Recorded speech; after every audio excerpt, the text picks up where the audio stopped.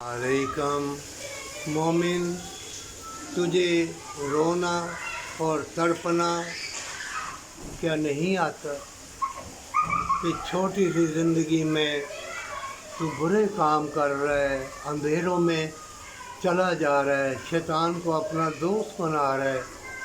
ये तुम्हारे पास वक्त थोड़ा है।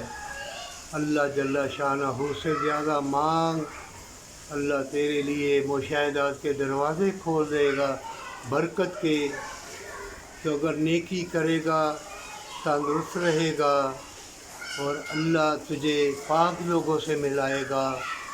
और फिर क़यामत का अल्लाह ने ज़िक्र किया है, क़यामत आएगी, ज़मीन और आसमां फट जाएंगे, पहाड़ रुई बन के उड़ जाएंगे। ये अल्लाह ने ख़ुद कुरान पाक में फ़रमाया है। मोमिन क्यों जुल्म करता है अपने साथ, क्यों ज़िल्लत के राह पे चलता है, बदकारी बेहयाई क्यों कर रहा है। ये वक्त गुज़र गया, फिर कभी हाथ ना आएगा।